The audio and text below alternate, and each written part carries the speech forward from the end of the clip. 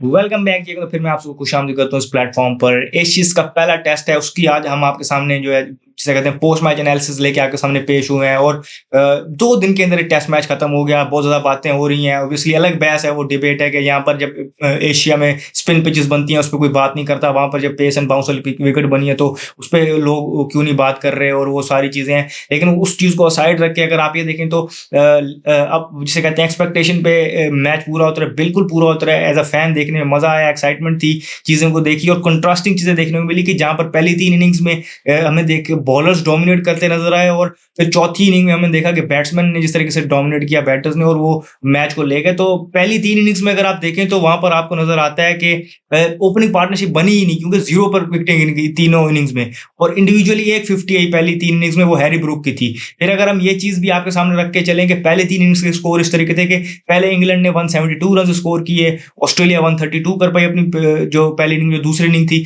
और तीसरी इनिंग में 162 कर पाई इंग्लैंड। इस तरीके से पहली 3 इनिंग्स के स्कोर ये हैं, और यहाँ पर 200 भी कोई टीम नहीं कर पाई। तो ये चीज़ें इस तरीके से फोल्ड हो रही थी। पहले दिन हमने देखा कि 19 विकेटें गिरी, दूसरे दिन 13 विकेटें गिरी।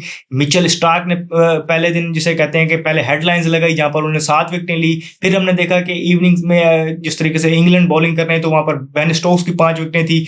ये ऐसे हेडलाइंस लग रही थी दोनों की। अगर हम बात करें, दोनों ने बड़ी आउटस्टैंडिंग तरीके से बॉलिंग की।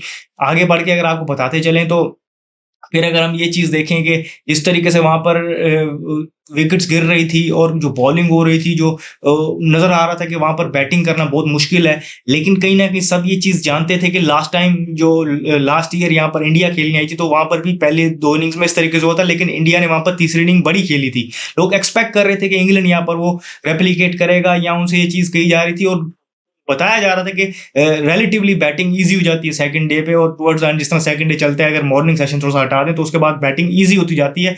वो हमें फिर कहीं न कहीं ग्लिम्पसेस नज़र भी आए। लेकिन बॉलर से आप इस चीज़ का क्रेडिट नहीं ले सकते। सबसे पहले मिचेल स्टार्क की बात, जिस तरह मैंने आपको बताया कि उन्होंने 7 विकेटें ली थी पहली इनिंग में, और तीसरी इनिंग में उन्होंने 3 विकेट ली। इस तरीके से मैच में उन्होंने 10 विकेट हॉल किए लिया। हमने मैच से पहले ये चीज़ बिल्ड की थी कि जो लास्ट मैन स्टैंडिंग है, जो पेस थ्रू है ऑस्ट्रेलिया का, उसमें वो उन पे प्रेशर भी होगा, और ये उनके लिए एक मूवमेंट भी है जहाँ पर वो राइज़ करें और बताएँ, क्योंकि ऑलरेडी एक लेजेंडरी करियर है उनका, और उन्होंने 100th एशेज़ विकेट भी ली यहाँ पर। इसके अलावा वो मैन ऑफ द मैच भी बने, 5 विकेट हॉल भी लिया, एक बहुत आउटस्टैंडिंग जिसे कहते हैं कि कैच भी लिया वहाँ पर उन्होंने ज़ैक क्रॉली का। तो सब था उनकी बॉलिंग में। पहली इनिंग में जिस तरीके से आप देखें, उनके स्पेल्स को भी आप डिवाइड करके देखें, तो दोनों स्पेल्स में उन्होंने बड़ी अच्छी बॉलिंग की। दूसरे में भी हम देखें तो उन्होंने 3 विकेटें ली क्रूशियल टाइम पर, जिस तरीके से पार्टनरशिप लग रही थी, वहाँ पर आप आके ब्रेक थ्रू लिया, क्रूशियल विकेट्स ली, जैसे जो रूट की ली दोनों इनिंग्स में उन्होंने विकेट। तो इस तरीके से अगर आप देखें तो उन्होंने अपना रोल भरपूर तरीके से अदा किया और मैन ऑफ द मैच बने। फिर अगर हम ये चीज़ अप्लाई करें दूसरी तरफ से, तो वहाँ पर बेन स्टोक्स राइज़ हुए और उन्होंने आके स्पेल की, जहाँ पर हमने देखा कि अर्ली विकेट्स के बाद हमने देखा कि हेड और हेड की पार्टनरशिप लगी है। वहाँ पर तो हमें लग रहा था कि शायद ये हेड और कैमरन ग्रीन गेम से थोड़ा-सा कमबैक करवाएँ ऑस्ट्रेलिया का, और गेम इनसे दूर लेके जाएँ। तो वहाँ पर आकर उन्होंने ना दो उन दोनों को आउट किया पहले, उसके बाद टेल को भी जल्दी आउट कर लिया, और इस तरीके से उन्होंने 5 विकेट हॉल क्लेम किया। तो उनकी भी तारीफ़ बनती है, जिस तरीके से उन्होंने आके स्पेल किया, और सिर्फ 36 या 37 गेंदों में वो 5 विकेटें ले गए। तो बहुत एक जल्दी तरीके से, जिसे कहते हैं ना, तेज़ तरीके से वो 5 विकेट हॉल लेके चले गए। फिर अगर हम बाकी बॉलर्स को भी बात करें, तो जोफ्रा आर्चर का स्पेल वो बड़ा क्रूशियल था। ब्राइटन कार्स का बड़ा क्रूशियल स्पेल था इंग्लैंड की तरफ से। और ठीक है, ऑस्ट्रेलिया की तरफ से बाकी बॉलर्स जो है वो उस तरीके से राइज नहीं कर पाए, लेकिन सपोर्टिव रोल उन्होंने बड़ा अच्छा अदा किया। डेब्यू पे थे ब्रेंडन डगिट, तो उन्होंने भी वहाँ पर बड़ा अच्छा रोल प्ले किया। तो बॉलर्स का बोलबाला चला पहले दिन। दूसरे दिन की भी मॉर्निंग सेशन की अगर हम बात करें, तो बल्कि दूसरे दिन भी बॉलर्स का बोलबाला रहा, क्योंकि 13 विकेट ली, स्पेशली वहाँ पर ऑस्ट्रेलियन बॉलर्स की आप बात करेंगे तो उनका बोलबाला वहाँ पर भी मौजूद रहा। लेकिन आप ये एक्सपेक्ट कर रहे थे कि कल के दिन तक हमने देखा था कि जाते हुए गेम में बहुत अहेड नज़र आ रहे थे वहाँ पर। जो इंग्लैंड वाले हैं उनके पास एक अच्छी खासी लीड थी, और सिर्फ उनको 1 विकेट लेनी थी। आज आकर उन्होंने जल्दी विकेट भी ले ली। 40 रन की लीड लेने के बाद लोग कह रहे थे कि वो इस पे बिल्ट इन करेंगे और आके अर्ली ऑन प्रेशर अब्सॉर्ब करेंगे, और एक टाइम पर 65 पर उनकी 1 विकेट गिरी हुई थी। और जो लंच सेशन उन्होंने खेला था, वो बड़ा अच्छा खेला था। उन्होंने वहाँ पर बड़ा सेंसिबली खेला था, जहाँ पर उन्होंने अपनी अग्रेसिव और अटैकिंग शॉट्स खेले, रन्स के लिए गए, लेकिन साथ चीज़ों को जिसे कहते हैं एब्ज़ॉर्ब किया और बड़े एक बैलेंस तरीके से लेके चले वो। लेकिन हमने देखा कि अगले सेशन में आके जिस तरह मैंने आपको बताया कि 65 पर 1 थे और उसके बाद 88 पे उनकी 6 विकेटें गिर गई थी। ये तो टुवर्ड्स द एंड एक उनकी पार्टनरशिप लगी ब्रायडन कार्स और गस एटकिंसन की, वरना तो ये और बिलो पार पे जाते। उनकी पार्टनरशिप इनको एक रिस्पेक्टेबल टोटल तक ले गई। जो मैं टोटल की बात कर रहा हूँ लीड को मिला के, तो वो उनको 202 तक ले गई और इस तरीके से 203 का टारगेट दिया उन्होंने वहाँ पर ऑस्ट्रेलिया को जीतने के लिए। पहली 3 इनिंग्स को देख के तो आप कहेंगे कि लग रहा था आपको कि यहाँ पर जो हाईएस्ट स्कोर ही पहली 3 इनिंग में सिर्फ 172 है, तो वो देख के लग रहा था कि शायद ये तो चेस करने के लिए बहुत बड़ा टारगेट दे दिया है उस हिसाब से अगर आप देखें तो ऑस्ट्रेलिया को। लेकिन यहाँ पर हम ये चीज़ भी आपको बताते चलें कि पता चल रहा था कि जिस तरीके से ब्रायडन कास और गस एटकिंसन जब बैटिंग कर रहे थे, तो लग रहा था कि वहाँ पर आप उन दोनों के स्ट्राइक रेट देखें 100 से अबव के और 50 की पार्टनरशिप लगी, तो वहाँ से पता लग रहा था कि अब बैटिंग रिलेटिवली ईजी होती जा रही है और पिच सेटल इन होती जा रही है। तो कहीं न कहीं अब बैटिंग के लिए मतलब जिसे कहते हैं साज़गार माहौल बनता जा रहा है। तो लेकिन उसके बावजूद भी आपको पता है कि कुछ भी हो सकता है, तो अप्लाई करना था अपने आप को।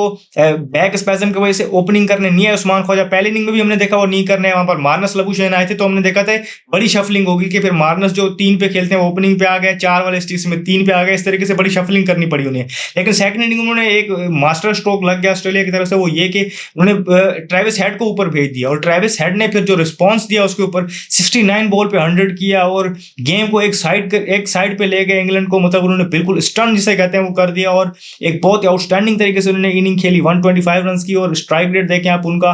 उन्होंने गेम को टेक ऑन किया अर्ली ऑन, थोड़ा सा हल्का सा उन्होंने टाइम लिया, जल्दबाजी नहीं की, लेकिन उसके बाद उन्होंने जब वो सेटल इन हो गए, आप जानते हैं कि फिर वो क्या करते हैं। तो उनकी क्लास सारी दुनिया जानती है कि बड़े मूवमेंट्स पे वो किस तरीके से राइज करते हैं और अपनी टीम को जितवाते हैं। ये भी वैसी एक इनिंग थी। एशिस का 100 जिस तरीके से था, जिस सिचुएशन में था कि जहां पर इससे पहले इंडिविजुअल स्कोर हाईएस्ट सिर्फ 51 था और टीम्स भी 150 160 तक ही महदूद रह रही थी। वहां पर आकर उन्होंने, ठीक है आप ये सारी चीजें अलग अलग रख के देख लें कि कंडीशंस जैसी भी थी, बैटिंग कंडीशन इजी होगी, लेकिन उसके बाद भी आसान नहीं होता ऐसी सिचुएशन में आके, और फिर आप निचले नंबर से ऊपर आके बैटिंग कर रहे हो जब। तो उन्होंने बड़े आउटस्टैंडिंग तरीके से इनिंग खेली। मार्नस पहले उनका साथ दिया जो डेब्यूटेंट थे जैक वेदरवॉल्ड ने, लेकिन उसके बाद मार्नस लबुशेन ने भी एक 49 बॉल्स पे 51 रन की इनिंग खेली। तो इस तरीके से इन्होंने दूसरी इनिंग में, जो चौथी इनिंग थी मैच की, वहां पर उन्होंने चांस ही नहीं दिया इंग्लैंड को। इंग्लैंड सिर्फ वहां पर 2 विकेट हासिल कर पाई, दोनों विकेट ब्रायडन कास की थी। लेकिन ओवरऑल हमने देखा कि वहां पर जिस तरीके से, और जो इंग्लैंड का मंत्र है वो बेस्ट बॉल वाला, तो यहाँ पर आप ऑस्ट्रेलिया को देखें तो वो 7 उनका रन रेट 7 प्लस का था। तो इस तरीके से उन्होंने ये बासानी टारगेट चेस कर लिया। 2 विकेट के नुकसान पे 8 विकेट से मैच भी जीत गए और दूसरे दिन ही मैच खत्म कर दिया उन्होंने। और अभी जिसे कहते हैं कि इस उसमें 3 दिन बाकी पड़े थे मैचेस के, और अभी आगे एक आध दिन जो था वो और बैटिंग के लिए इजी था। तो इन केस अगर आप ये चीज देख रहे हैं कि बड़ा टारगेट लगता तो वो भी चीज प्ले में आती। हमने लास्ट ईयर देखा था इंडिया ने किस तरीके से फिर डोमिनेट किया था बैट के साथ और वो मैच जीत गए थे पहली इनिंग में 150 पे आउट होने के बावजूद। तो यहाँ पर जिसे कहते हैं उस चीज को सेकंड इनिंग में, जो थर्ड इनिंग थी मैच की, सेकंड इनिंग जो इंग्लैंड की थी, उसको मिला के देखें तो वो रेप्लिकेट करने में इंग्लैंड जो नाकाम रही। इंग्लैंड आज अपने आप को कोस रही, क्योंकि कल के डे के एंड तक वो गेम में अहेड थे। ऑस्ट्रेलिया गेम में बहुत पीछे रह गई हुई थी, लेकिन आप ऑस्ट्रेलियन माइंडसेट को जानते हैं, उनकी सिचुएशन को जानते हैं कि वो उन्होंने टाइम एंड अगेन ये प्रूव किया है कि वो कैसे क्यों इतनी जिसे कहते हैं force to reckon with world cricket में। तो उन्होंने यहाँ पर अगेन वो प्रूव किया, और जिस तरीके से उन्होंने आके अपना मेडल मनवाया ट्रेविस हेड हो, मिचेल स्टार्क हो या स्कॉट बॉलैंड की जो सेकंड इनिंग की बॉलिंग थी, जो थर्ड इनिंग थी जिसमें उन्होंने 4 विकेट ली, वो बहुत क्रूशियल स्पेल था कि जहां पर एक टाइम पर लग रहा था कि सेटल हो गए इंग्लैंड के प्लेयर, लेकिन वहां पर उन्होंने आके 4 विकेटें ली, तो वो भी बड़ा क्रूशियल रोल उन्होंने अपना अदा किया। इसके अलावा छोटी मोटी कंट्रीब्यूशन आप देखें तो नजर आ रही थी आपको, जिसे कहते हैं कि बॉलिंग में उसकी ब्रेंडन डगेट की तरफ से उन्होंने 3 विकेटें ली। इस तरीके से ऑस्ट्रेलिया ने ये मैच जीता, और जिसे कहते हैं कि जैसे ऑलमोस्ट जिसे कहते हैं कि हार के मुंह से जीत छीन के आए हैं, और इंग्लैंड के बिल्कुल जेब में था मैच, वहां से लेके आए हैं। तो इंग्लैंड की जो है पुअर रन कंटिन्यू है, ऑस्ट्रेलिया जाकर उनका रिकॉर्ड जो है लास्ट 16 या 17 मैचेस गए हैं उनके, उनमें से वो मैच नहीं जीत पाए। तो इस मरतबा तो आपने सामने एक्सपीरियंस किया कि वो उस चीज को किस तरीके से उन्होंने जिसे कहते हैं लेट अवे किया मैच को। और मुसीबतें उनके लिए बैटिंग में भी हैं, और ये है कि जो रूट रन एक मतलब फिर ऑस्ट्रेलिया में वो अभी तक पहले मैच उन्होंने देखा कि इम्प्रेस करने में नाकाम रहे हैं। इसके अलावा जैक क्रॉली जो है उन्होंने पेयर इकट्ठा किया है और दोनों मैच में 0 पे आउट हुए हैं, तो ये चीज़ भी उनके लिए कंसर्निंग है कि वो नहीं कर पा रहे।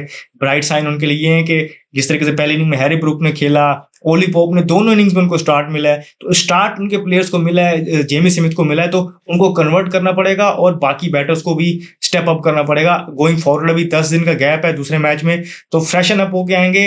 अच्छी बात उनके लिए है कि उनका पेस अटैक फ्रेशन अप हो सकता है 10 दिन में और वो इसी पेस अटैक को आगे भी उतार सकते हैं। तो ये चीज़ें देखनी पड़ेगी वो क्या चीज़ें लाते हैं। लेकिन इस मैच के हवाले से जो भी अपडेट्स थी हमने आपको दी, जो भी फर्दर अपडेट्स होंगी हम आपको देंगे। इस वीडियो में फिल वक्त इतना ही, मुझे दीजिए इजाज़त। शुक्रिया। अल्लाह।